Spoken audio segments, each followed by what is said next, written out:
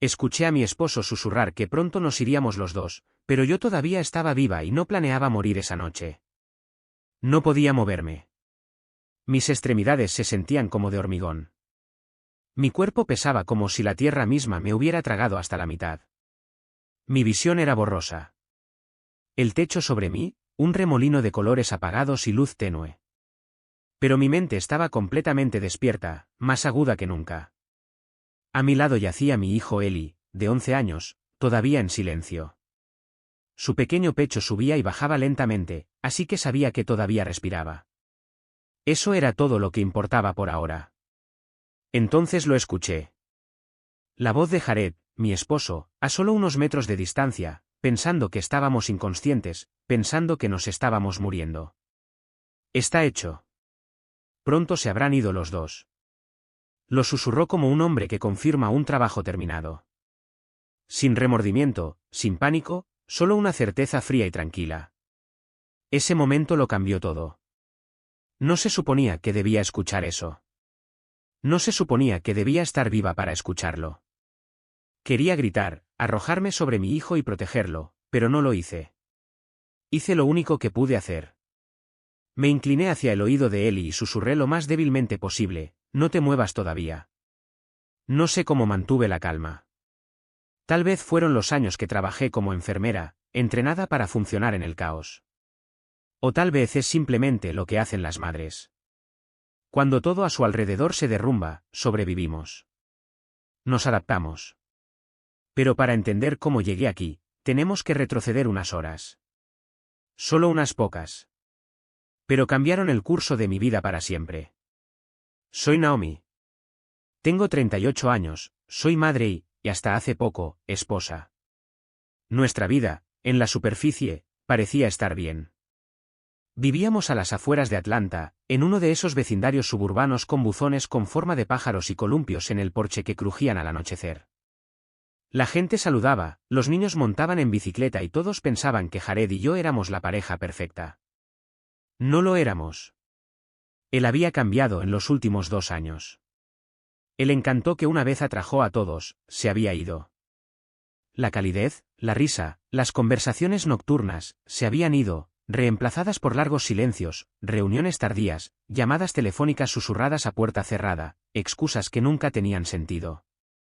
Contraseñas en todo. Aún así, me aferré a Eli, a nuestra familia, a la esperanza de que en algún lugar debajo de esa superficie fría como la piedra, el hombre con el que me casé todavía existiera. Así que cuando Jared llegó a casa esa tarde, antes de lo habitual, sonriendo y dijo: voy a preparar la cena esta noche, casi me río. ¿Desde cuándo cocinas?, pregunté. Se encogió de hombros. Solo quería hacer algo agradable. Has estado trabajando muy duro últimamente. Debería haber escuchado ese susurro en mis entrañas, esa inquietante agitación en mi estómago que me decía que algo andaba mal. Pero quería creer, así que lo dejé cocinar. Bistec, puré de papas, judías verdes. Comida sencilla y reconfortante, nada sofisticado. Eli estaba emocionado. Le encantaba cuando su papá se presentaba para nosotros, incluso si era raro. Ayudó a poner la mesa, colocando cuidadosamente servilletas de tela desiguales como si estuviéramos teniendo una cena. Encendí una vela. Parpadeaba débilmente sobre la mesa, un pequeño faro de falsa esperanza. La cena se sirvió a las 6 de la tarde. Jared trajo los platos, sonriendo demasiado. Sus ojos seguían cada movimiento que Eli y yo hacíamos, observándonos más que comiendo. Su sonrisa no llegaba a sus ojos. Me di cuenta de eso. Ojalá me hubiera dado cuenta antes. El bistec estaba un poco demasiado cocido. Las judías verdes tenían demasiado ajo. Pero el puré de papas, algo no estaba bien. Estaba demasiado suave, casi resbaladizo. La textura era como pegamento y había un extraño amargor debajo de la mantequilla. Estas papas tienen un sabor raro, dije. Jared se rió entre dientes. Supongo que no soy tan buen cocinero como pensaba. Se levantó y comenzó a retirar su plato, aunque no había terminado de comer. Ese fue el momento en que todo cambió. Me golpeó como una ola lenta. Primero, la sequedad en mi boca.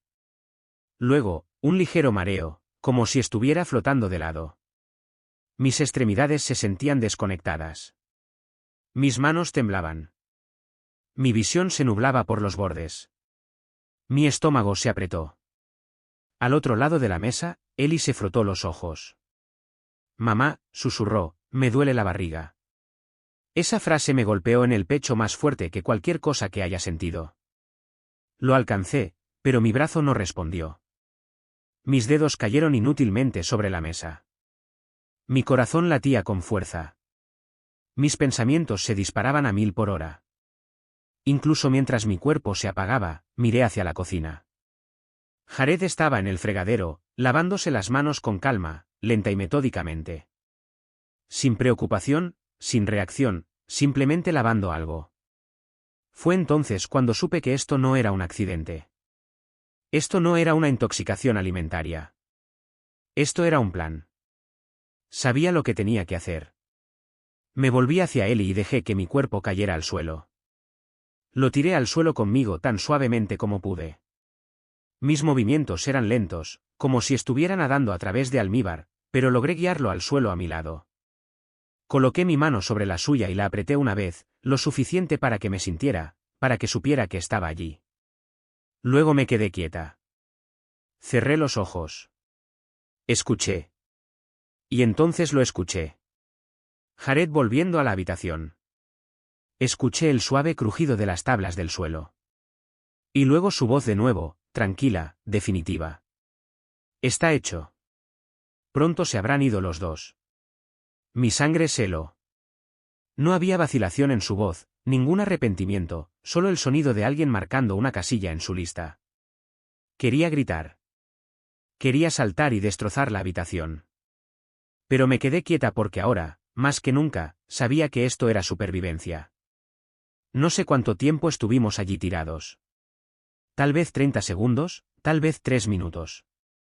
El tiempo suficiente para escuchar los pasos de Jared desvanecerse en el pasillo, el tiempo suficiente para escuchar el clic de la puerta principal al cerrarse. Se había ido. Abrí los ojos solo una rendija.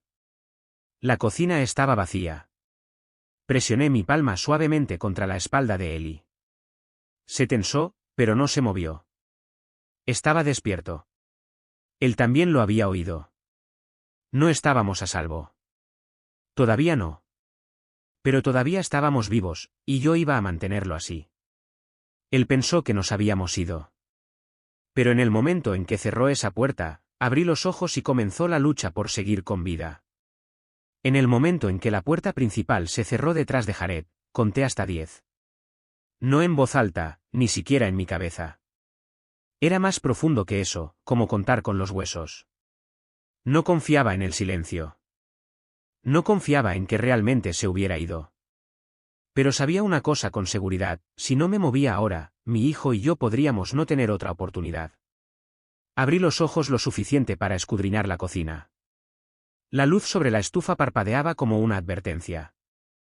No se movían sombras. No resonaban pasos. Se había ido. Deslicé mi mano suavemente por la espalda de Ellie.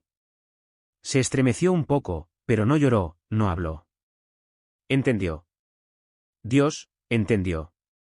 Presioné mis labios contra su oído y susurré, baño. Mordida de fantasma. Vomita si puedes. Asintió solo una vez. Sus movimientos eran lentos e inestables, pero sus ojos estaban bien abiertos y claros. Aterrorizados, sí, pero presentes. Eso fue lo que nos salvó. Comenzó a gatear hacia el pasillo con las extremidades temblorosas. Lo seguí, arrastrando las piernas como si estuvieran llenas de plomo. Me dolían todos los músculos.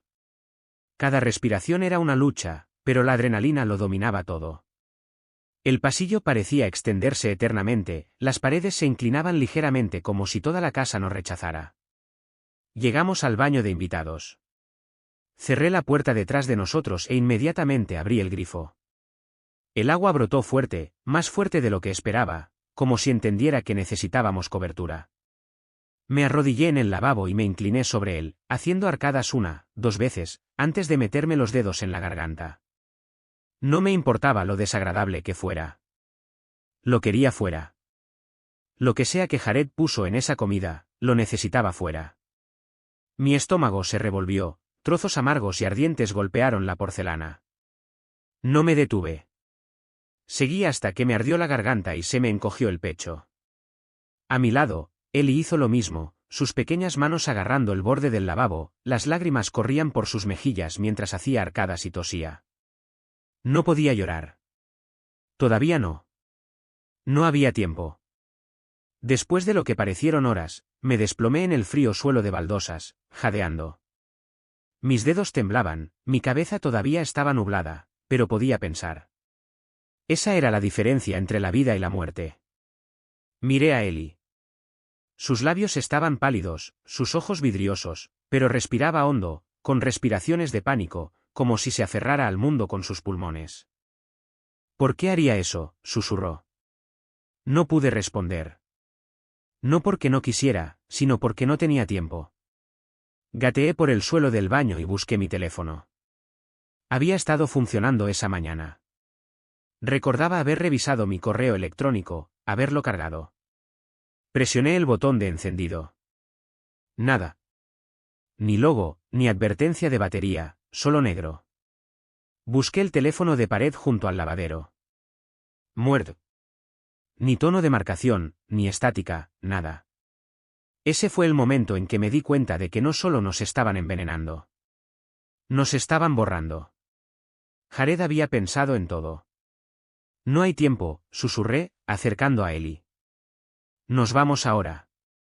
Busqué debajo del lavabo la linterna de emergencia que guardaba escondida en un contenedor de plástico. Un viejo hábito de mis días de enfermera. Siempre ten una copia de seguridad de lo esencial. Envolví a Eli en mi sudadera con capucha, la cerré bien a su alrededor. Se veía tan pequeño, tan frágil. Nos deslizamos por el lavadero hacia el garaje. No me atreví a encender la luz del techo. Abrí la puerta del garaje manualmente, lenta y cuidadosamente. Gimió como un animal herido. Mi corazón se detuvo al oír el sonido. Miré a hurtadillas. La entrada estaba vacía. Ni rastro de Jared. Ni rastro de nadie. Solo el silencio inquietante y extraño de un vecindario que no tenía idea de que dos vidas estaban en juego. Ve, le susurré. A casa de la señorita Leverne. Eli dudó solo por un segundo. Luego salió corriendo descalzo por el césped, con las piernas tambaleantes, los ojos fijos en el porche de al lado. Lo seguí tan rápido como mis piernas de gelatina me lo permitieron. Medio gateando, medio tropezando. Para cuando llegué allí, estaba golpeando su puerta. La señorita Leverne, nuestra vecina de unos 70 años que usaba rulos rosas y maldecía a las ardillas, respondió más rápido de lo que había visto a nadie moverse. Una mirada a nosotros y el color se le fue del rostro. ¿Qué demonios? No hay tiempo, dije con voz ronca. Llama al 911. Mi esposo nos envenenó. Su expresión cambió en un instante de asombro a furia.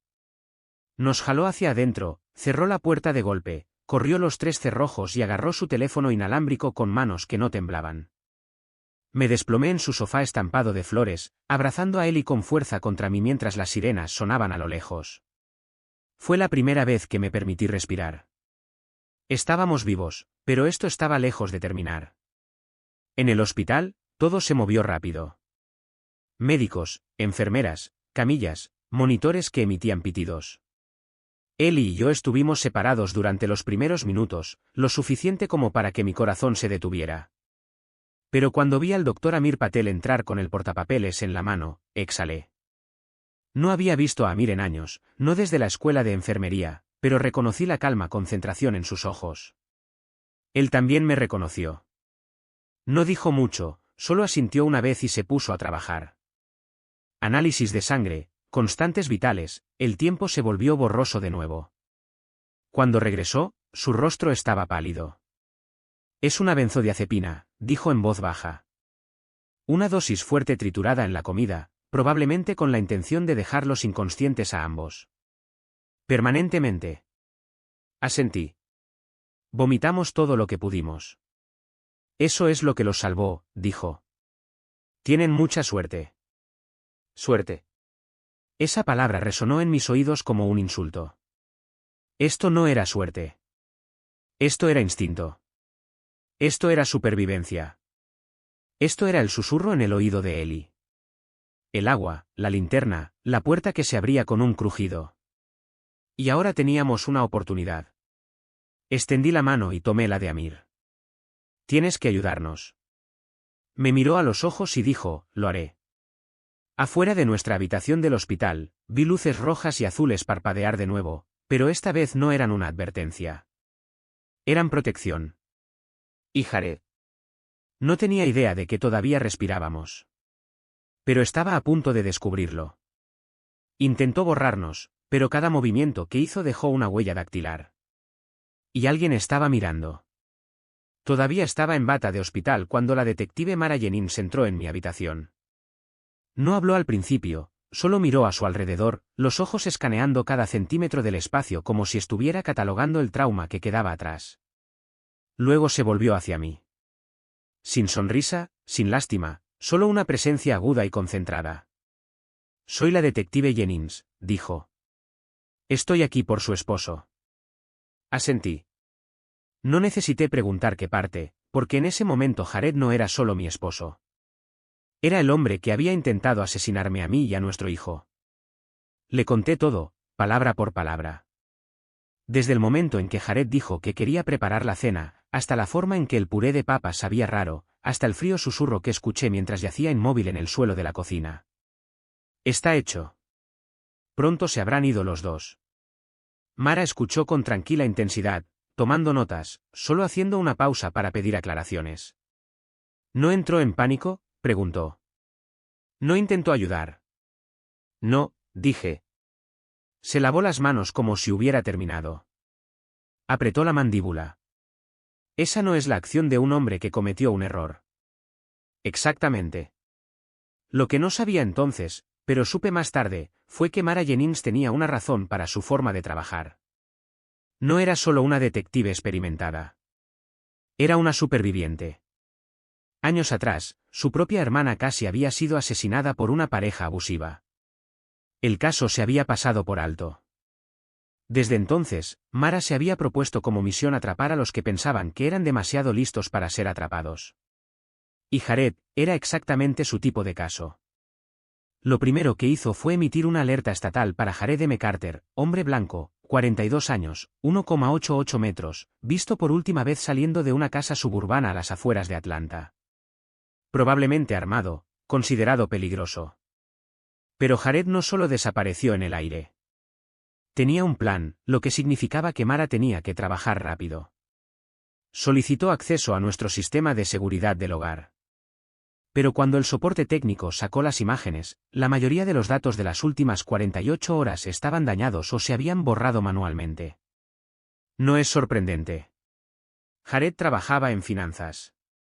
Sabía cómo manejarse con los sistemas, las contraseñas, los rastros. Pero subestimó una cosa, las personas que sabían cómo mirar debajo de la superficie. Mara comenzó con las finanzas. Obtuvo una citación para las cuentas de Jared. Los resultados fueron reveladores. 2 retiros de efectivo por un total de $9,800 en la última semana, un nuevo teléfono celular prepago comprado 2 días antes del incidente. Ningún cargo reciente en la tarjeta de crédito, como si hubiera desaparecido por completo. Y, lo más revelador de todo, un boleto de avión de ida a Belice comprado con un nombre falso. No esperó para confirmarlo. Alertó a la seguridad del aeropuerto en todo el estado. Mientras tanto, de vuelta en el hospital, estaba empezando a respirar de nuevo cuando sucedió. Alrededor de las 2 de la madrugada, la enfermera que estaba en la puerta notó movimiento en la transmisión de la cámara de seguridad externa del hospital. Se vio a un hombre alto con una gorra de béisbol caminando cerca de la entrada de la sala de emergencias, justo fuera de la vista, tratando de no ser visto. Levantó la vista una vez, directamente a la cámara. Era Jared. Para cuando la seguridad llegó afuera, se había ido. Pero ese único fotograma fue suficiente para que Mara hiciera una llamada aterradora. Está dando vueltas. Regresó. Nos trasladaron a una sala de recuperación privada no revelada con seguridad apostada afuera de la puerta. No dormí esa noche. Ellie tampoco. Luego, 2 horas después, Jared cometió su mayor error. Regresó a nuestra casa. El lugar estaba sellado. Cinta de la escena del crimen se extendía por el porche, la puerta cerrada con candado por la policía local. Pero Jared debió pensar que nadie estaba mirando. Entró por la ventana lateral. Los vecinos oyeron cristales rotos, luego más ruido. Muebles arrojados, paredes golpeadas, una espiral de furia en toda regla. Estaba buscando algo. Tal vez mi teléfono. Tal vez la unidad flash de respaldo que una vez escondí en una estantería. Tal vez evidencia que olvidó destruir. Pero lo que no sabía era que la señorita Leverne, nuestra vecina y ángel guardián inesperado, había agregado sensores de movimiento y un sistema de alarma de respaldo después de que escapamos. En el segundo en que entró en la sala de estar, la alarma se disparó. Estaba conectada directamente a la oficina del alguacil local. La policía llegó en cuestión de minutos. Jared se había ido de nuevo, pero ahora tenían huellas frescas, un testigo y suficiente causa probable para intensificar la búsqueda. 48 horas después, llegó la alerta. Un hombre que coincidía con la descripción de Jared fue detenido en el aeropuerto internacional Hartsfield-Jackson tratando de abordar un vuelo a Belice bajo el nombre de William North. Tenía un pasaporte falso, una bolsa de lona con $8,000 en efectivo, 2 teléfonos desechables y una memoria USB llena de documentos encriptados. No se resistió al arresto, solo parecía vacío, como si todos los planes en su cabeza finalmente se hubieran derrumbado. De vuelta en el hospital, el doctor Amir Patel vino a vernos de nuevo. Su comportamiento tranquilo habitual era más tenso de lo habitual, sus cejas fruncidas por la preocupación. Encontré algo, dijo. Resultó que había accedido a la vigilancia de respaldo de la cámara RIN de los vecinos, que tenía una vista clara de la ventana de nuestra cocina. Las imágenes habían fallado, probablemente por interferencia, pero Amir, siendo la persona meticulosa que era, logró restaurar un breve clip de 27 segundos. En el granulado vídeo en blanco y negro, Jared estaba parado en el mostrador de la cocina, con una pequeña bolsa de plástico en una mano. Abrió el tazón de puré de papas, revolvió con cuidado, espolvoreó algo, revolvió de nuevo. Luego miró por encima del hombro y sonrió. Ese clip se convirtió en la prueba irrefutable. Entre las imágenes restauradas, el informe toxicológico del hospital y su intento de huir con documentos falsos, Jared ahora enfrentaba 2 cargos de intento de asesinato, delito grave de poner en peligro a un menor, uso de una sustancia controlada con la intención de causar daño, manipulación de pruebas, fuga para evitar el enjuiciamiento. Mara nos visitó una vez más antes del juicio. He visto mucho, dijo, pero esto fue diferente. No solo quería irse. Quería borrarlos del mapa. Eso no es solo crueldad. Es calculado. Asentí. Ya lo sabía. Pero lo que no sabía, lo que ninguno de nosotros sabía todavía, era que Jared no había actuado solo. Y la mujer por la que estaba dispuesto a matar, no había desaparecido.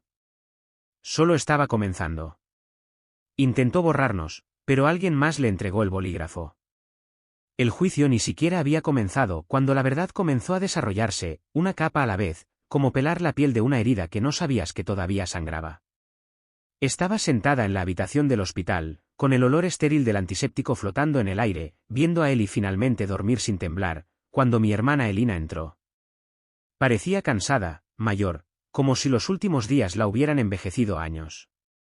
Se sentó en silencio y no me miró de inmediato. Naomi, dijo en voz baja. Hay algo que necesito decirte.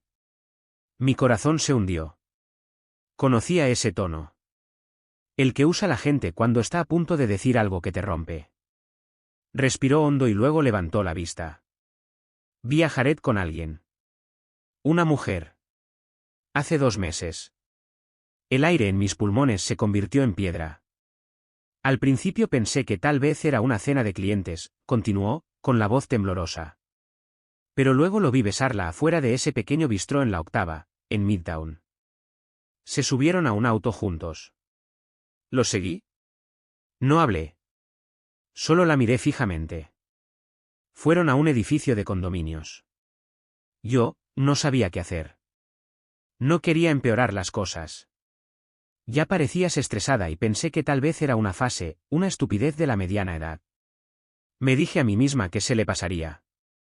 Los ojos de Elina se llenaron de lágrimas. Lo siento. No te lo dije antes. Asentí lentamente. ¿Cómo era ella? Veintitantos, cabello largo y oscuro, vestida con ropa cara. No parecía una aventura, Naomi. Parecía un plan. Fue entonces cuando las piezas comenzaron a encajar en mi cabeza. Y entonces Mara llamó. La detective Jennings nunca había sido el tipo de policía que se conformaba con un caso cerrado. Y el arresto de Jared, por muy satisfactorio que hubiera sido, no le sentaba bien. Había algo demasiado limpio en su planificación, demasiado estratégico. Y cuando accedió a sus correos electrónicos encriptados con la ayuda de la unidad de delitos cibernéticos, encontró un mensaje que destrozó cualquier duda que le quedaba. No tenía asunto, ni firma, solo una frase: ¿sabes lo que hay que hacer? El correo electrónico se envió 2 días antes del intento de envenenamiento desde una dirección registrada a un dominio desechable, uno que se enrutaba a través de 3 servidores internacionales antes de llegar a la bandeja de entrada de Jared. Pero incluso con todo eso, el equipo de Mara rastreó la IP de origen. Se había enviado desde un edificio de condominios en Midtown, Atlanta. El mismo que había mencionado Elina. Y fue entonces cuando apareció el nombre: Sienna Radcliffe, 26 años, heredera de Radcliffe Holdings, que incluía varias empresas inmobiliarias comerciales en todo el sureste. Recientemente había heredado un fideicomiso sustancial con una cláusula: solo podía acceder a la cantidad total, más de $7 millones, si se casaba con un hombre sin hijos, sin cónyuge actual o anterior y sin deudas pendientes. Jared, convenientemente, habría calificado si él y yo ya no existiéramos. Mara me llamó de nuevo para repasar los detalles.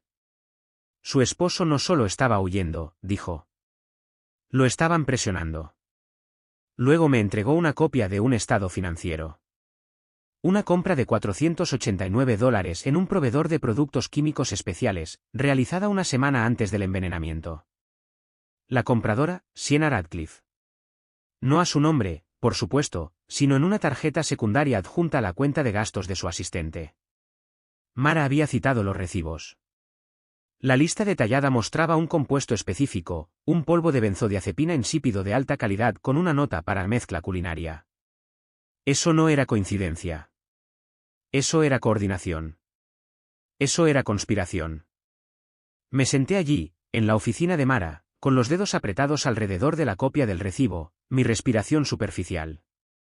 Jared es el que está siendo juzgado, dije.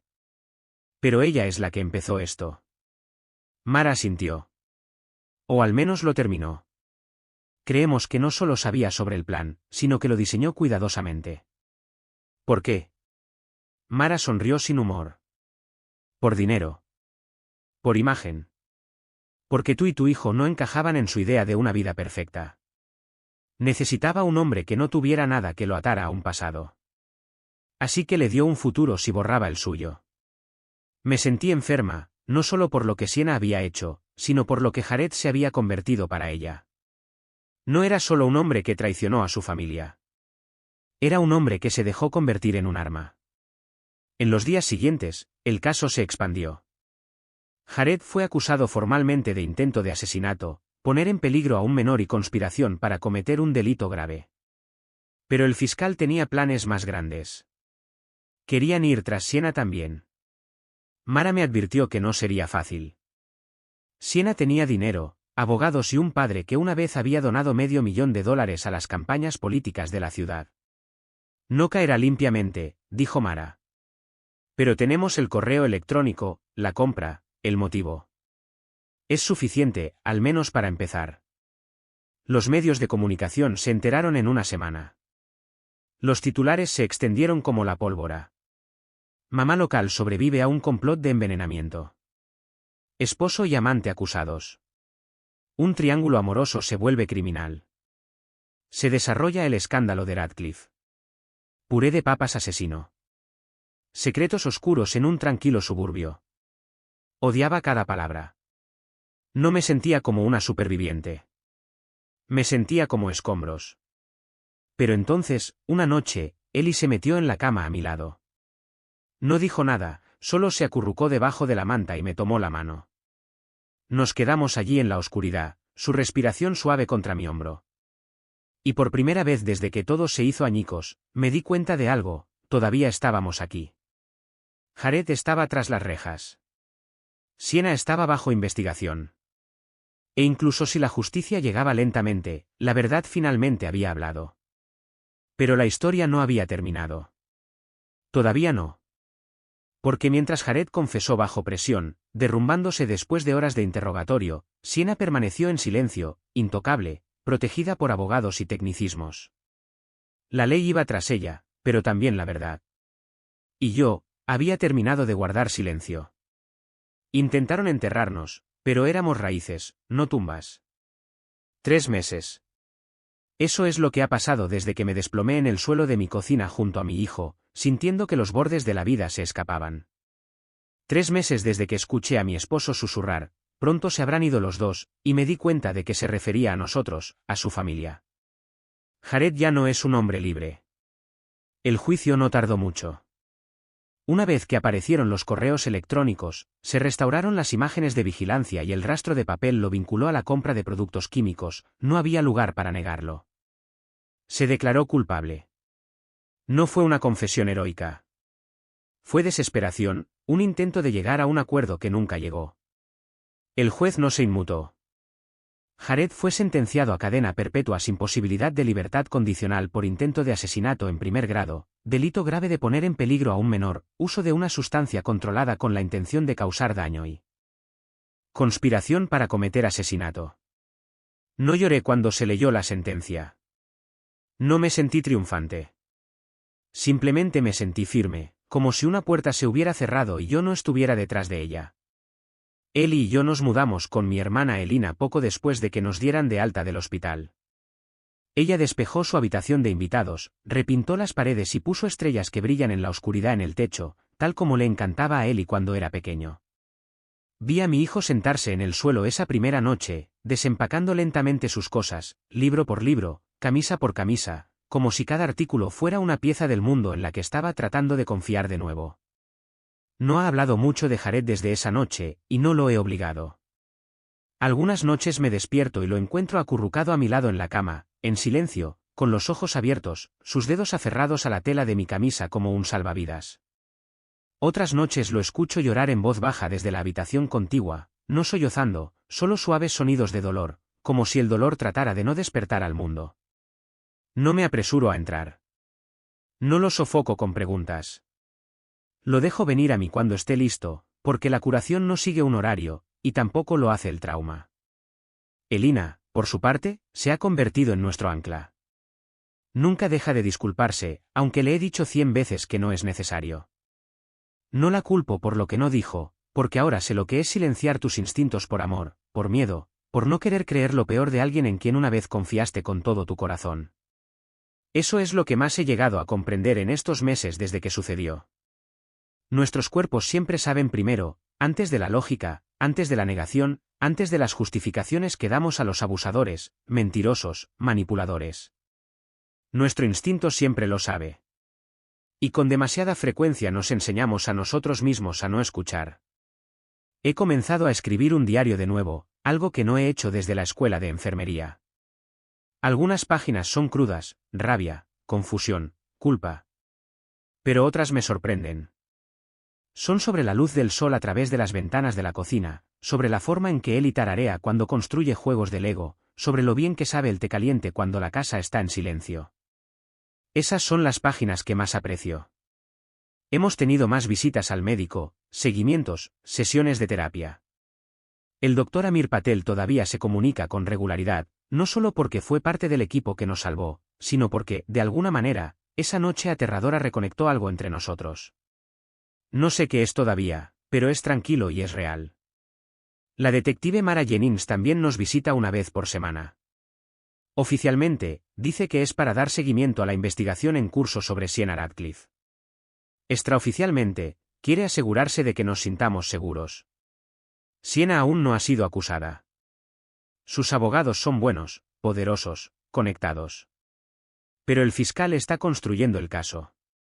La presión pública está aumentando. Y Mara no se da por vencida. Lo llama asunto pendiente. Yo lo llamo justicia. Despertando lentamente. Una noche, después de acostar a Ellie y finalmente tener un momento a solas, me senté en el porche con una manta alrededor de los hombros y susurré algo en la oscuridad. No era exactamente una oración, sino algo parecido, algo como el perdón. No para Jared, no por lo que hizo, sino para mí.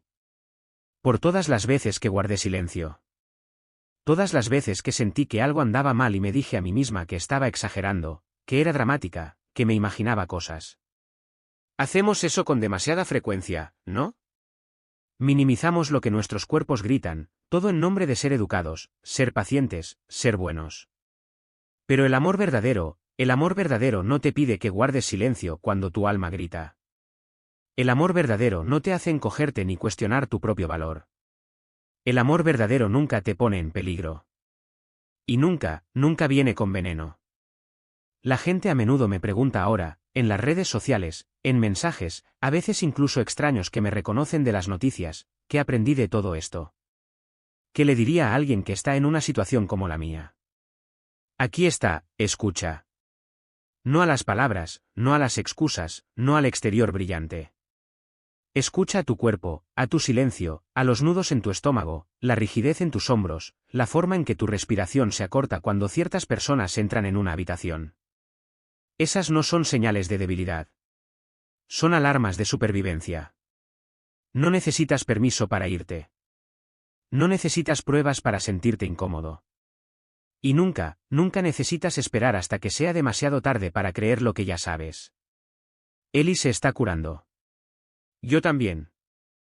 Ya no hablamos de monstruos. Hablamos de límites, de valentía, de cómo algunas cicatrices son invisibles, pero aún importan. Él hace preguntas ahora. No del tipo que solía hacer sobre cómo se forman las nubes o por qué las hojas cambian de color, sino preguntas más profundas. ¿Por qué papá hizo eso? ¿Volverá alguna vez? ¿Estamos realmente a salvo?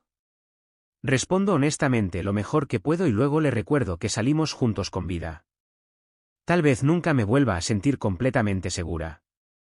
Tal vez una parte de mí siempre revisará las cerraduras, siempre mirará por encima del hombro cuando escuche pasos demasiado cerca detrás de mí. Pero he hecho las paces con eso, porque el miedo ya no me posee. Yo sí. Si has leído hasta aquí, gracias. Esta no fue una historia fácil de contar, pero necesitaba contarla. Por Ellie, por mí misma y tal vez por alguien como tú que está leyendo esto ahora.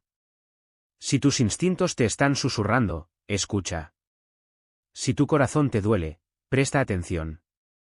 No estás loco. No eres débil. Y no estás solo. La supervivencia es fuerza.